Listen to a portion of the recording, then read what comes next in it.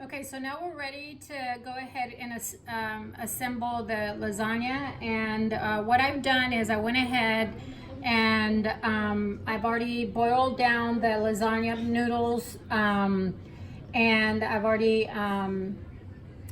just kind of gotten them ready for us to assemble the lasagna. I've got my cheese. You can use whatever cheese of preference you like. The key ingredient here is the cream cheese. What I did was I took 2 of the 8-ounce bars of cream cheese and I put it in a small bowl, and then I put it in the microwave for about 4 to 5 minutes. The consistency should be very, very creamy. It almost should be like a whipped consistency, like the whipped cream, only because you're gonna wanna spread this through each layer.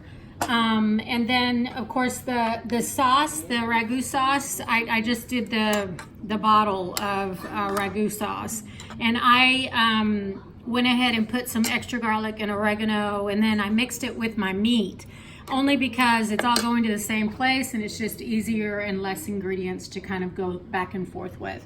So I'm gonna go ahead and start assembling. I start with putting the noodles on the bottom. This is really, really easy, and it's something that's fairly quick. The hard part is just getting all of this stuff together, ready for you to assemble it. So, and there's no right order. You can literally just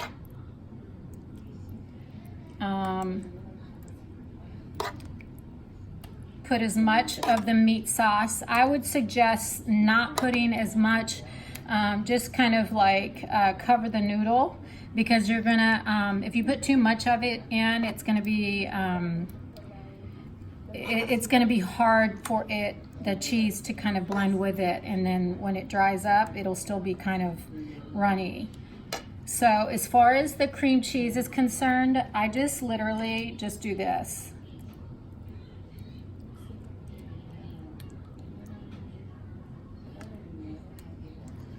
And the bottom 2 layers are the ones that are going to have the cream cheese, and the top layer will have just the meat sauce. And then after that, I'm going to grab some cheese and I'm going to sprinkle the cheese, and I want enough cheese there because I want to make sure that when it is warm, that it's not runny. So then at this point, I'm done with all the ingredients, and then I'm just gonna continue doing this for another, I'm gonna do this layer, and then I'm gonna do the same process, and then I'm gonna do one more layer on top of that. So I will show you here in just a minute what that looks like once all of the ingredients have been put on the lasagna. Okay, so I initially said that I wasn't going to put any on the top layer, but actually I did. As you have seen, and also those that know me, I don't really like to follow the rules, so I cook however I feel like at the moment. So sometimes I may, follow a recipe, and then sometimes I just think that something else is going to taste a little better. So on this one, I'm finishing the top layer, so the only thing that's left to do is just to add the cheese. It's got 3 layers, so this is something that's even better the second day when you bring it back out. So, and I use literally 2 bags of the cheese.